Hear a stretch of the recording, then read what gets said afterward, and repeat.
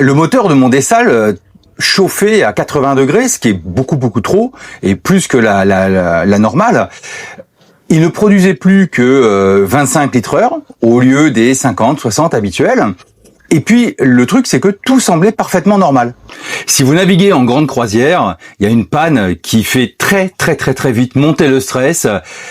C'est pas la panne du frigo, c'est pas la panne du pilote, c'est la panne du Dessal. Parce que sans eau douce, l'autonomie s'effondre, les décisions commencent à devenir mauvaises et on commence aussi à bricoler dans l'urgence. Et en réalité, le vrai problème, c'est lorsque tous les voyants sont ouverts. Le moteur tourne, la pression est bonne, on produit de l'eau douce, et pourtant, il y a quelque chose qui va pas. C'est exactement ce qui nous est arrivé. Dans cette vidéo, je vais vous montrer comment diagnostiquer une panne complexe de Dessal, sans changer de pièce au hasard et surtout sans stress. J'ai résumé toute la méthodologie, la méthode que nous avons utilisée sur Ikigai dans un guide gratuit. Ce guide gratuit, vous pouvez le télécharger, le lien est dans la description de la vidéo.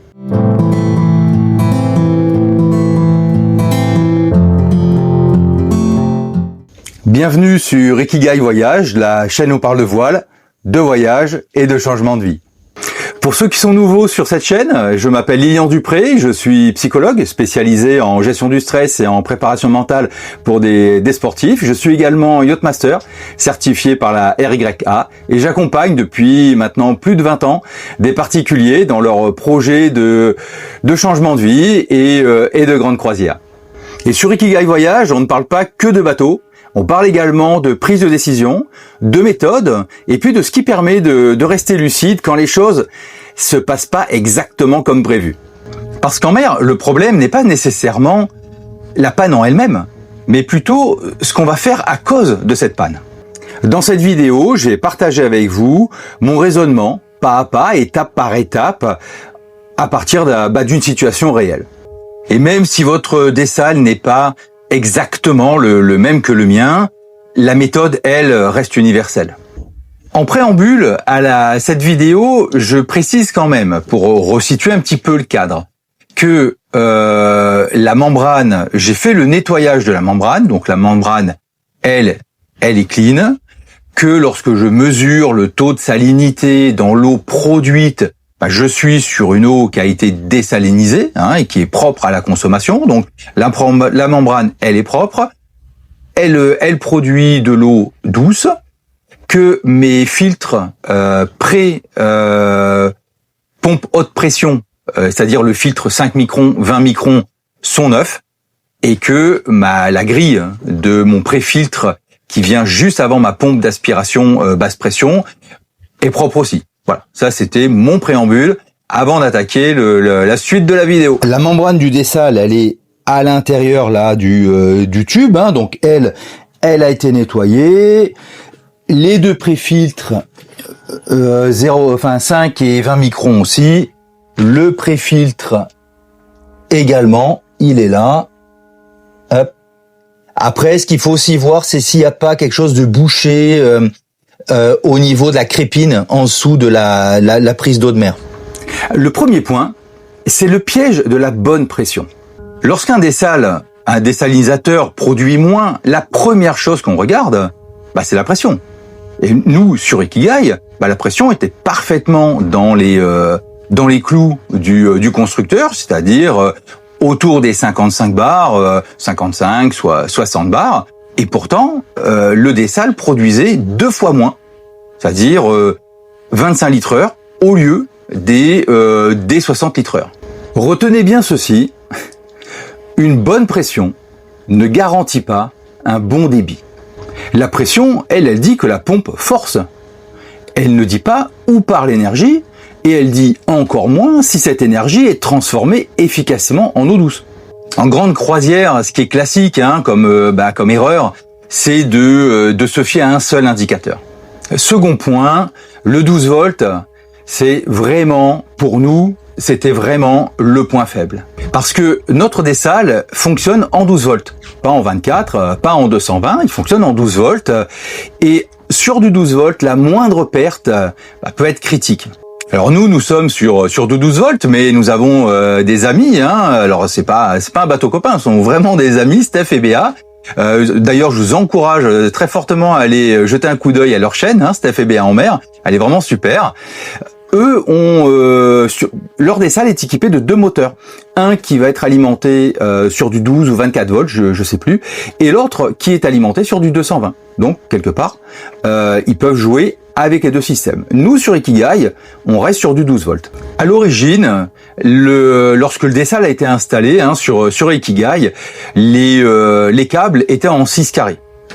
Et j'avais déjà remarqué hein, que lorsque le dessalle tournait, les câbles chauffaient. Ils chauffaient. Cette section en 6 carrés, elle était entre le tableau et le dessalle. Voilà. Entre les batteries et le tableau, j'étais sur des sections beaucoup plus grosses. Donc ce que j'ai fait, c'est que j'ai changé et je suis passé en section en 10 carrés. Voilà, 10 mm carrés, ce qui permet d'éliminer énormément de pertes en ligne. Ce qui se passe, c'est que lorsque la section est trop faible, la tension va chuter, l'intensité va monter, et du coup, le moteur va chauffer. Le moteur et les câbles vont chauffer. En sachant que nous, on est à peu près à 2,50 m. Entre le dessalle et le tableau, il y a à peu près 2,50 m. 2,50 m, rappelez-vous aussi que lorsque vous faites vos calculs de section de câble, on tient compte de la distance aller-retour. Donc la section se calcule pas sur 2,50 m, mais se calcule sur 5 mètres. Et ça, c'est un cercle vicieux. Parce que plus le moteur va chauffer, plus le rendement va baisser, plus il va consommer, et plus il va chauffer. Et oui, une mauvaise section de câble peut faire chauffer un moteur, même un moteur bien ventilé. Pour nous, sur Ikigai, le tableau est ici.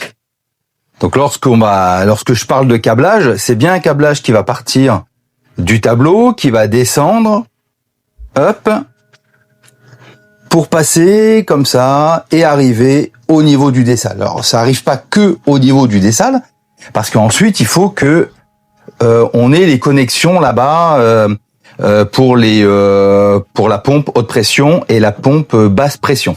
Donc ce que j'ai changé, ça va être les deux câbles là qu'on voit rouge et bleu. Alors j'ai pas trouvé de noir, hein, il y en avait pas, donc j'ai mis du bleu. Là on est bien en 6 carrés.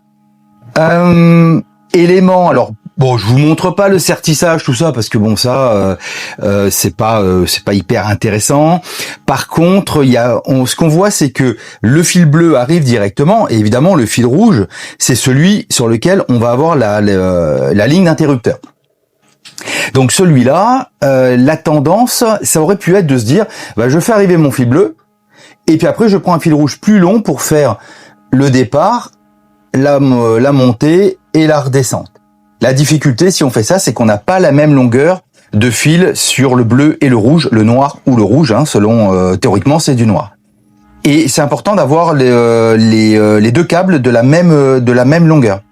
Donc j'ai un petit peu plus de bleu qui part là-bas et qui revient, et j'évite aussi de lui faire des systèmes de bobines parce que ça c'est pas très très bon. Bon là on voit bien hein, les deux câbles rouges qui arrivent. Donc on est sur des cosses adaptées hein, pour du 6 carrés, puis ensuite de la gaine thermo pour isoler tout ça. Pour fixer les cosses là, j'ai dû démonter les inters. Du coup, alors ça se passe devant parce que j'ai cherché en me disant mais comment je vais réussir à fixer mes cosses, et en fait on voit bien qu'on a nos deux petites vis là, c'est ce qui permet de dégager les interrupteurs. Pour le sertissage des cosses, on a deux pinces. Alors celle-là, c'est une grosse pince qui va de 6 carrés à 25 carrés. Donc on a quand même on a de quoi faire. Et puis la pince plus petite. Alors dans les pinces plus petites, moi j'aime bien celle-là parce que déjà on peut changer les mâchoires. Et puis on est sur des choses un petit peu plus carrées, hein, avec des formes aussi qu'on peut adapter selon les mâchoires. Et le sertissage est meilleur avec ça qu'avec les pinces classiques un petit peu fines ici là. Donc moi je préfère ça. Et puis pour les grosses sections, du coup j'ai dû acheter ça parce que entre le guindeau, entre le dessalle, je m'en suis quand même pas mal servi. Et quand je range ma pince dans le carton, je laisse toujours ces petits sachets anti-humidité parce que les outils, même si on leur passe du W40, il y a toujours un moment où ça finit par rouiller quoi.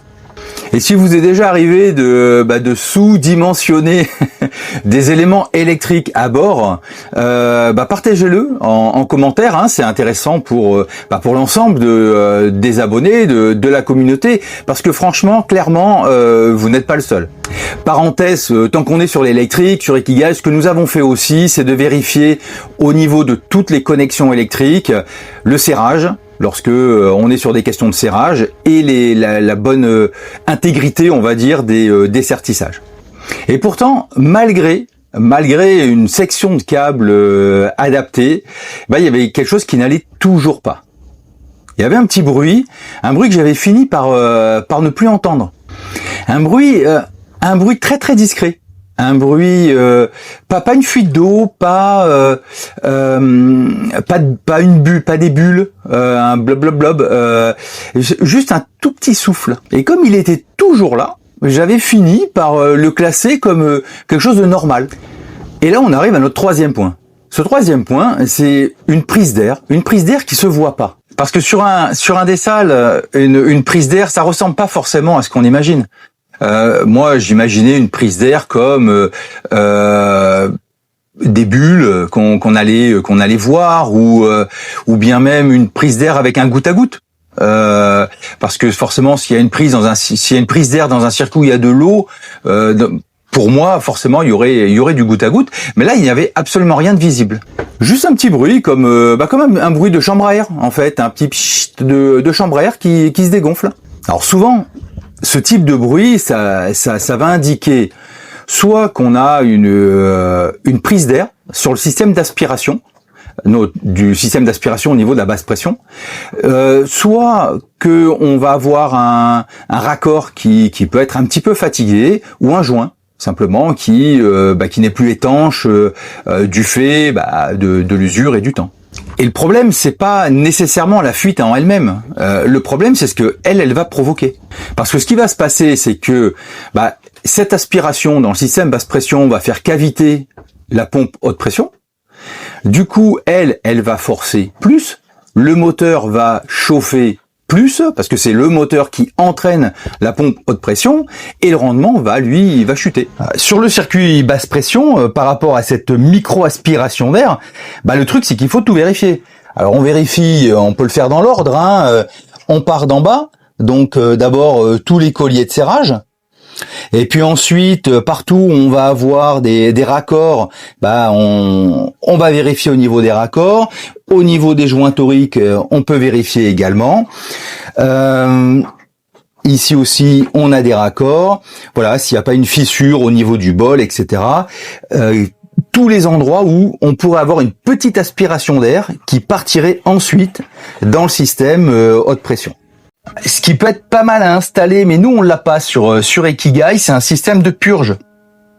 Voilà, donc ça va peut-être faire partie de mes prochaines réflexions. Ensuite, si vous avez des techniques, des astuces à partager par rapport à la détection comme ça de la prise d'air, n'hésitez pas en commentaire à les partager. Et c'est piégeux parce que moi au départ, je pensais naïvement que ce petit bruit que j'entendais, ce petit bruit d'air là, c'était une sorte de système de décharge de surpression, un peu comme une cocotte minute. Mais en fait non, sur mon dessal en particulier, l'air avait absolument rien à faire à cet endroit-là. Donc là je me suis dit c'est bon, ouf, je suis sauvé, j'ai trouvé l'origine. Donc je corrige ça. Problème, c'est que ça résolvait pas du tout mon problème. Et là, je me suis aperçu qu'il y avait un indicateur, quelque chose comme un éléphant au milieu de la pièce que j'avais jamais vu, en tout cas que j'avais largement sous-estimé. Ça va être l'objet du quatrième point. Et mon quatrième point, c'est que j'avais totalement négligé le débitmètre. Sur le tableau de contrôle du dessal, il y a plusieurs il y a plusieurs choses. On va avoir les interrupteurs de la pompe basse pression, de la pompe haute pression. On va avoir également l'indicateur le cadran qui indique la pression. On va avoir ici un débitmètre, c'est-à-dire une sorte de petit tube avec une bulle, une bille qui monte et qui descend et qui vous indique la quantité de litres produite à l'heure par le dessal. Là, on est sur notre hypothèse débitmètre. Alors, le débitmètre, il est là. Hein, c'est là où on a normalement la petite bulle, la petite bille qui monte. Ce qu'on voit bien aussi, c'est que au niveau de la sortie là, ici du dessal, enfin de ce côté-là du tube en tout cas, on a le gros tuyau qui est le système haute pression et le petit tuyau qui lui, le petit tuyau noir là, ça c'est la partie production d'eau douce. Donc ce tuyau noir, c'est lui qui va nous intéresser. On va entrer dans le coffre. Alors c'est pas forcément évident parce que y a pas de place. Hein. En bas là-bas, en dessous, j'essaie d'avoir de la lumière. Voilà. En dessous, le tube noir qui passe au pied du filtre qui va dans le tank, enfin dans le réservoir. Ça c'est l'arrivée d'eau douce fabriquée par le dessal. Et je vais essayer de tourner de l'autre côté.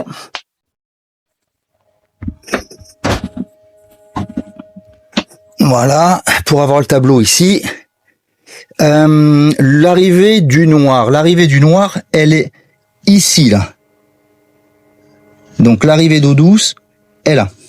On voit bien que ça rentre là, ça passe dans le débitmètre qui est derrière, ça ressort dans le tuyau bleu, et ça vient se piquer là, au niveau du bleu, pour aller au réservoir.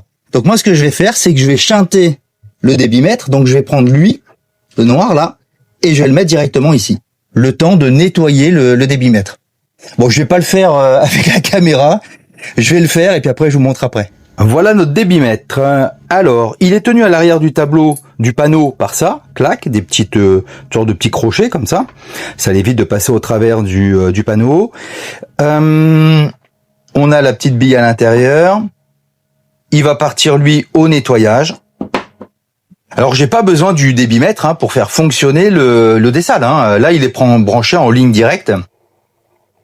Et c'est comme ça qu'on va le tester. Puis c'est comme ça que nous on a vu que la panne venait de là. Alors au niveau du tableau ça donne ça. Voilà, ça donne un gros trou, ce qui fait jamais plaisir à voir. Mais vous voyez, il peut pas passer à travers et il est pris par derrière au niveau des pattes. Et nous on est bien là.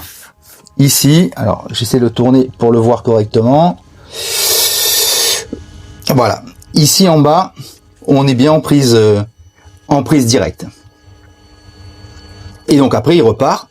Le tube du haut, c'est celui qui va aller dans le réservoir dans le filtre au niveau du tank. Après là-bas, on a un filtre à charbon.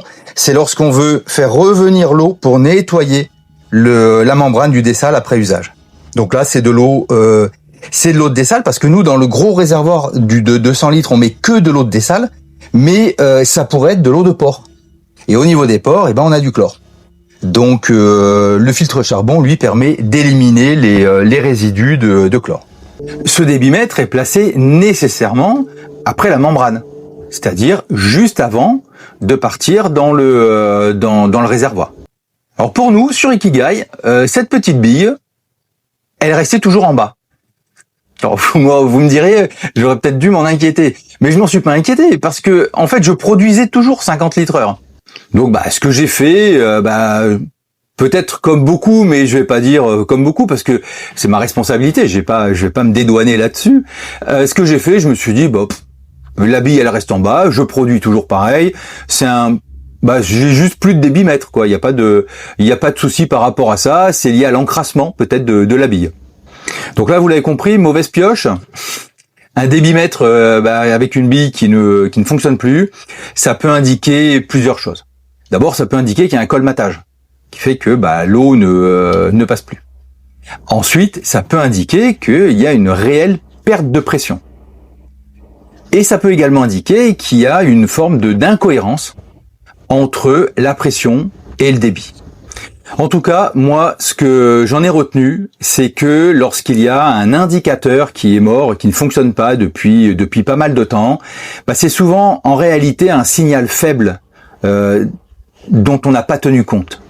À ce stade, on a deux possibilités. Alors, la première, et c'est souvent ce qu'on fait, ça va être de shunter le débitmètre. C'est-à-dire qu'on va brancher directement la sortie du dessal à l'entrée, on va dire, réservoir.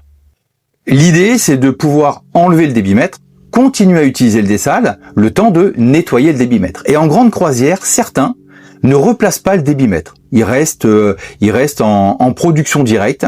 Alors, je dis pas que c'est ce qu'il faut faire. Je dis que certains ont pris cette décision-là. Nous, on nettoie le débitmètre et puis ensuite on le replace pour qu'il retrouve sa fonction première quand même d'indicateur. Deuxième élément, ça va être de nettoyer le débitmètre.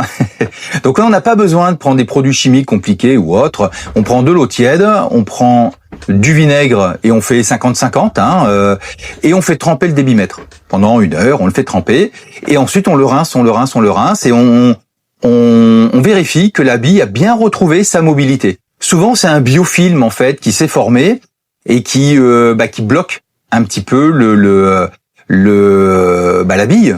Et ce qui fait que lorsque l'eau douce arrive dans le débitmètre, la bille est bloquée et on n'arrive pas la pression n'arrive pas à faire bouger la bille, parce que ensuite on revient sur un système lorsque l'eau douce est produite, on revient sur un système basse pression. Donc normalement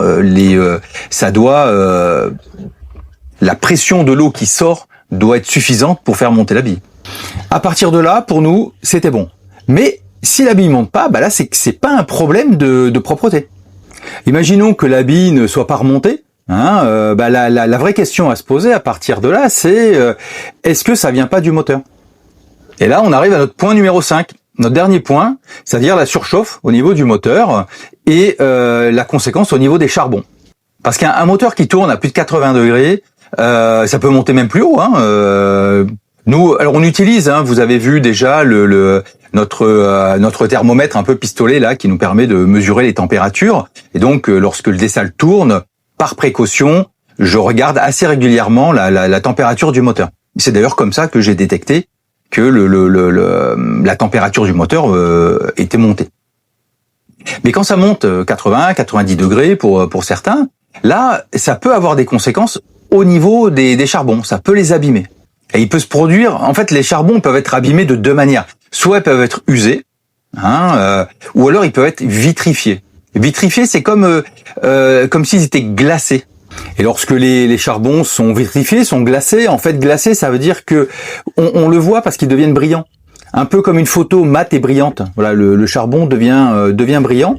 Parce qu'il va se passer, c'est que le contact entre les deux charbons, nous, il y a 2 charbons comme ça sur la partie qui tourne, se fait moins bien. S'il se fait moins bien, on a une baisse de rendement, ce qui veut dire que la consommation va chuter et va augmenter et la production, elle, va baisser. Mais ce qui est piégeux, c'est que le moteur tourne. On peut pas se dire, voilà, le moteur tourne pas, il est en panne. Le moteur tourne. Il tourne mal, mais il tourne. Par acquis de conscience, je suis quand même jeté un coup d'œil au charbon. Alors, depuis la mésaventure, je les avais déjà remplacés, les charbons l'année dernière, mais là c'était sur le charbon, il y a une partie qui fait contact et puis la partie elle-même charbon. Entre les deux, il y a un fil. Là, c'était le fil qui avait cassé. Donc j'avais changé les charbons. Sur ce modèle, il y a 2 charbons. Et ils se vendent par paire. Bon, c'est pas donné, c'est autour des, en tout cas ici, c'est autour des 80 € cette paire de charbon. J'en ai aussi commandé, lorsque je suis allé acheter les charbons, j'en ai acheté une paire en supplémentaire. Alors maintenant, il y a évidemment des moteurs où il n'y a pas de brushless, où il y a plus de charbon. Bon, ça après, ça dépend vraiment des modèles de chacun. La partie qui tourne là, ça s'appelle le collecteur. Donc vous pouvez passer aussi un petit coup de papier abrasif très léger sur du grain 1000 pour nettoyer un petit peu ce collecteur là. Bon, il faut faire attention de ne pas le déformer. Donc mais une petite abrasion légère pour nettoyer, ça fait pas de mal non plus. Tant que j'y suis, je vais vérifier les charbons et le collecteur. Alors, j'ai pas la nécessité de le faire vu que ma pression est, enfin pas ma pression, mais mon débit est revenu. Mais par acquis de conscience, je vais quand même les vérifier si ils sont pas limite, s'il n'y a pas de souci par rapport par rapport au contact qu'il peut y avoir, par rapport au petit fil là. Et puis je vais passer un petit coup de papier grain 1000 sur le collecteur pour le nettoyer. Wow, c'est vraiment par acquis de conscience. Alors, je vais pas vous le faire en détail parce que j'ai déjà fait une vidéo sur le remplacement des charbons. Donc, je vous invite fortement, si ça vous intéresse, à aller voir cette vidéo. Nous, nos charbons, ils sont derrière là. Donc, on n'a pas besoin il y en a un deuxième ici, de démonter le ventilo pour accéder au collecteur, etc. Là, je vais quand même le faire. Et puis j'ai un petit jeu dans le bouchon là, ça c'est du plastique. J'ai un petit jeu dans le bouchon, je vais y mettre un petit coup de petit ruban là. C'est le nom m'échappe. Le petit ruban qu'on met pour faire l'étanchéité au niveau au niveau de la plomberie. Voilà. Donc je vais faire ça. Et puis je vous montre surtout au niveau du collecteur. Ouais, quand même deux points qui. Alors pour ces petites vis, il y en a en dessous aussi. Donc ça c'est quand même super pratique d'avoir des petites clics parce que ça se faufile partout. Et puis le deuxième élément, c'est que je mets toujours ma serpillière là parce que là-bas j'ai le puisard. Alors si j'ai un de mes outils ou le petit truc ou une petite vis qui tombe au fond, je crois que je vais m'arracher les cheveux. Donc voilà, par précaution, je mets toujours une serpillière ici. Voilà, c'est démonté, comme ça je vous montre en même temps. Donc ça c'est le roulement, hein. Là on a le collecteur. Donc le collecteur, j'ai passé un petit coup de papier 1000. Bon, il était pas voilà. Et puis les charbons vont venir des deux côtés là, et on voit bien qu'ils vont venir appuyer ici. Et on a bien. Alors je mets des neufs parce que quitte à y être, je m'embête pas. On voit bien que le charbon lui va venir comme ça, clic. Et puis c'est ce qui fait tourner le moteur électrique. Et donc il faut vérifier. Alors moi j'ai eu les deux. J'ai eu le ressort cassé, ce qui fait que il perd de la capacité à appuyer, et j'ai eu le petit fil au milieu là pété. Voilà. Alors je comprends que on passe sur du brushless, hein, c'est-à-dire sur des moteurs où il y a plus tout ça quoi, parce que c'est vraiment c'est une pièce qui s'use, qui s'encrasse, qui se bloque. Voilà. Bon, après c'est une pièce qui est facile à changer parce que les bouchons sont sur les côtés. Bon allez, je remonte tout ça et puis voilà.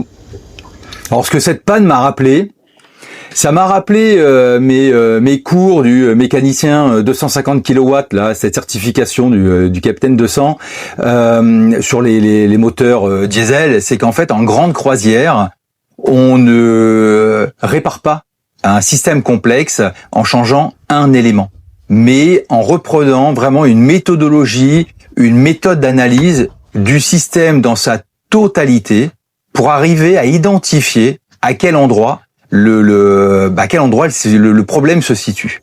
Parce que c'est vrai que lorsque j'avais fait cette formation, c'était au lycée de la mer à 7, ma question première au niveau du formateur, c'était de lui dire, écoute, moi je vais partir en grande croisière, ce que je veux savoir, c'est que tu me fasses une liste de toutes les pannes possibles et de toutes les conduites à tenir possibles. Il m'a dit, mais c'est pas possible de faire ça, et c'est une très mauvaise décision. Il faut que tu comprennes comment le système fonctionne. C'est un système complexe qui fait intervenir différentes parties. Il faut que tu arrives à comprendre comment ces parties fonctionnent les unes par rapport aux autres pour arriver, à partir de ton diagnostic et de ta déduction, à dire, finalement, probablement, la panne, elle va venir de cet endroit-là. Et c'est exactement dans cet état d'esprit-là que j'ai écrit les outils du navigateur, que ce soit le livre de bord Ikigai Voyage, le carnet de navigation ou mes mouillages de rêve. Parce que noter, structurer, comprendre ce qu'on vit à bord, ça permet d'éviter beaucoup d'erreurs qui peuvent être coûteuses. Et si vous souhaitez un accompagnement plus personnalisé, n'hésitez pas à nous contacter au travers de notre site internet ikigaivoyage.com. Alors maintenant, vous savez que un des salles qui chauffe et qui produit peu, c'est rarement le hasard. Et c'est très très souvent l'accumulation de signaux faibles dont on n'a pas tenu compte. Une chute de tension, une micro-prise d'air, un indicateur dont on tient pas forcément compte, un moteur qui surchauffe et qu'on tolère, et puis à un moment donné, ça marche plus. En grande croisière, notre rôle, c'est pas d'être un réparateur, de passer son temps à être dans la réparation. Notre rôle, c'est d'être lucide, d'être méthodique, d'être responsable de nos systèmes. Parce que l'autonomie, ce n'est pas l'absence de panne. L'autonomie, c'est notre capacité à comprendre ces pannes sans paniquer. Cette vidéo fait partie d'un ensemble plus large. Et si vous voulez préparer votre grande croisière pas à pas, étape par étape, je vous ai préparé une playlist techniques utiles et équipements intelligents. Vous allez pouvoir retrouver d'autres vidéos sur ce thème-là. Dites-moi en commentaire si votre désalinisateur vous a déjà fait douter, si vous avez déjà vécu des pannes loin de toute assistance. Abonnez-vous à la chaîne Ikigai Voyage parce que chaque semaine je partage des outils concrets pour préparer vos grandes croisières ou pour préparer votre changement de vie à la voile, en couple ou en famille. Et si vous voulez simplement soutenir la chaîne, vous pouvez nous payer un café avec le lien Buy Me a Coffee, le lien est dans la description. Si cette vidéo vous a plu, si elle vous a intéressé, si elle a été utile pour vous, pensez à la partager, c'est ce qui aide le plus la chaîne. Et moi je vous dis à bientôt pour une prochaine vidéo.